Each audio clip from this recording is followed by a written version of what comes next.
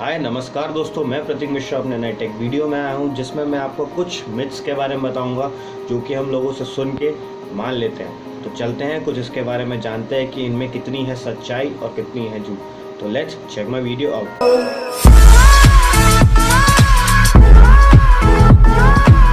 तो जो सबसे पहला मिथ हम अपने दिमाग के अंदर लेके सोचते हैं वो है कैमरे को लेके। कैमरे को लेके जो हमारा मिथ है वो बेसिकली ये है कि जितना ज़्यादा मेगापिक्सल होगा आपके फ़ोन में उतना ज़्यादा आपकी इमेज की क्वालिटी अच्छी होगी। ऐसा नहीं है दोस्तों कि जितना आपका ज़्यादा मेगापिक्सल होगा तो उतनी अच्छी आपकी क्वालिटी होगी। ये डिपेंड करता है आपके सेंसर के ऊपर और आपके लेंस के साइज़ के ऊपर।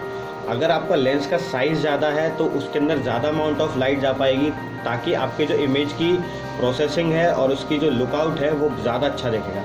तो हमारे फ़ोन के अंदर बेसिकली क्या होता है, हमारे फ़ोन के अंदर जो लेंस यूज़ होता है वो एक स्मॉल साइज़ का लेंस होता है, इसलिए उसके अंदर जो लाइट जाती है वो बहुत कम अमाउंट ऑफ लाइट जा पाती है। तो वहीं अगर उसमें जब मेगापिक्सल बढ़ा दिए जाते हैं तो उसके अंदर पिक्सल बढ़ जाते हैं। तो फॉर एग्जांपल कि अगर आपके फ़ोन में 12 मेगापिक्सल का कैमरा है तो उसके अंदर बेसिकली 12 मिलियन पिक्सल्स हैं। वहीं अगर आपका फ़ोन 23 मेगापिक्सल का कैमरा है तो आपके अंदर 23 मिलियन मेगापिक्सल डले हुए हैं। तो बात ये होती है कि अगर आपके पिक्सल्स बढ़ा दिए जाएंगे, एक छोटे से चीज़ में ज़्यादा अमाउंट ऑफ चीज़ को बढ़ा दी जाएगी तो वो क्वालिटी उतनी अच्छी नहीं दे पाएगा। तो वहीं क्या होता है कि जब ये ज़्यादा मेगापिक्सल वाले फ़ोन्स जो होते हैं उसमें डे लाइट के कंडीशंस में तो बहुत अच्छी इमेज आती है। वहीं जब लो लाइट या आर्टिफिशियल लाइट की बात आ जाती है तो वहाँ पे उसकी क्वालिटी में गिरावट आ जाती है। बात यही पड़ जाती है कि उसके अंदर पिक्सल्स इतने बढ़ा दिए जाते हैं कि उसमें लाइट ही नहीं जा पाती है। तो बेसिकली आपको ये देखना चाहिए फ़ोन लेने से पहले कि उसमें सेंसर कौन सा यूज़ हो रहा है, दूसरा उसमें लेंस कौन सा यूज़ हो रहा है, और उसके मेगापिक्सल इतना ज़्यादा नहीं होना चाहिए कि आपकी लाइट ही नहीं जा पा रही है। तो आपको बेसिकली कम मेगापिक्सल का फ़ोन लेना चाहिए और अच्छी कंपनी का लेंस है। तो मेरे रिकमेंडेशन में अगर आप कोई फ़ोन ढूंढ रहे हैं जो कि बेसिकली कैमरा फ़ोन होना चाहिए तो आप बेसिकली सैमसंग का गैलेक्सी S7 Edge देख सकते हैं, गूगल का पिक्सल दे सकते हैं, और अगर आप हाई एंड क्लास के फ़ोन यूज़र्स हैं तो आपके लिए iPhone 7 भी एक बहुत अच्छा ऑप्शन हो सकता है। तो दूसरा मिथ जो हमारे बेसिकली दिमाग में होता है वो है बैटरी को लेके।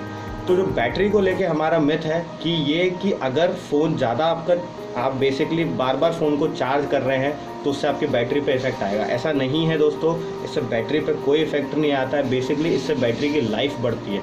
तो अगर आपके फ़ोन की बैटरी 30-40% के आसपास है तो आपको इस फ़ोन को चार्ज करते रहना चाहिए और ना कि इसको पूरा ड्रेन करके फुल वापस से चार्ज करना चाहिए। तो ये सबसे बड़ा मिथ था बैटरी को लेके कि आपको बेसिकली बैटरी को बार बार चार्ज करना चाहिए, ना कि उसको पूरा ख़त्म करके फिर से उसको चार्ज करना चाहिए। ये दूसरा मिथ था। जो थर्ड मिथ बेसिकली इसके अंदर था वो था चार्जिंग को लेके, कि अगर आप ओवरनाइट चार्जिंग कर रहे हैं या रात में लगा के आप फ़ोन को चार्ज पे लगा के छोड़ के सो जाते हैं तो इससे अगर आपके फ़ोन पे कोई इफ़ेक्ट आता है कि नहीं आता है। ऐसा नहीं, बिल्कुल नहीं आता है दोस्तों आपके फ़ोन पे कोई इफ़ेक्ट, क्योंकि आजकल के स्मार्टफोन्स इतने स्मार्ट हो गए हैं कि वो खुद ही समझते हैं कि किस टाइम पे इसको कितना चार्ज देना चाहिए और किस टाइम पे इसकी चार्जिंग रोक देनी चाहिए। तो वही है कि अगर आपकी चार्जिंग को वो जैसे ही 100% होती है वहीं पे वो उस चार्जिंग को रोक देते हैं और कोई अमाउंट ऑफ लाइट उसके अंदर वापस से, कोई अमाउंट ऑफ इलेक्ट्रिसिटी उसके अंदर वापस से आगे जा नहीं सकती।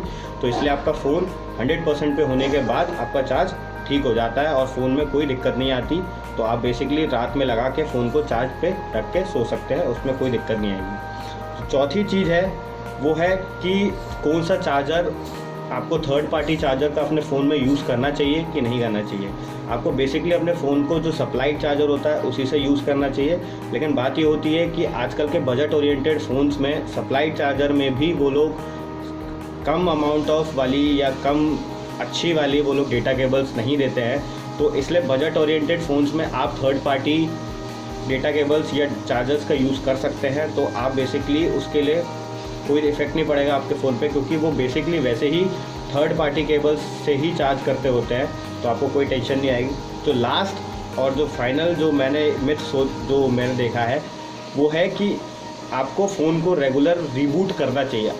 फ़ोन को रेगुलर रीबूट करने से ये होता है कि आपके फ़ोन में जो मेमोरी और जो कैच और जो ये सब चीज़ें जो इनबिल्ट हो जाती हैं, इंस्टॉल हो जाती हैं, वो रिफ़्रेश होता है, फ़ोन को एक रिफ़्रेशमेंट मिलता है। जैसे हम लोग शाम को घूम के आते हैं तो हमें जैसे रिफ़्रेशमेंट मिलता है, ऐसे ही फ़ोन को भी आपको रिबूट रेगुलरली करना चाहिए ताकि आपको फ़ोन को रिफ़्रेश मिले और वो अच्छे से बेटर परफॉर्मेंस दे पाए। तो ये थे कुछ मेरे मिथ्स और कुछ टेक्निकल व्यूज़ इसके ऊपर। तो अगर आपको ये वीडियो अच्छा लगा हो और आपको और ज़्यादा मिथ्स और ज़्यादा टेक्निकल स्मार्टफोन्स के बारे में रिव्यूज़ जानना हो या उसके बारे में कुछ डिटेल्स जानने हो तो प्लीज़ कमेंट बॉक्स में कमेंट कीजिए और मेरे चैनल को जितना हो सके उतना लाइक करें, सब्सक्राइब करें और शेयर करें। Thank you.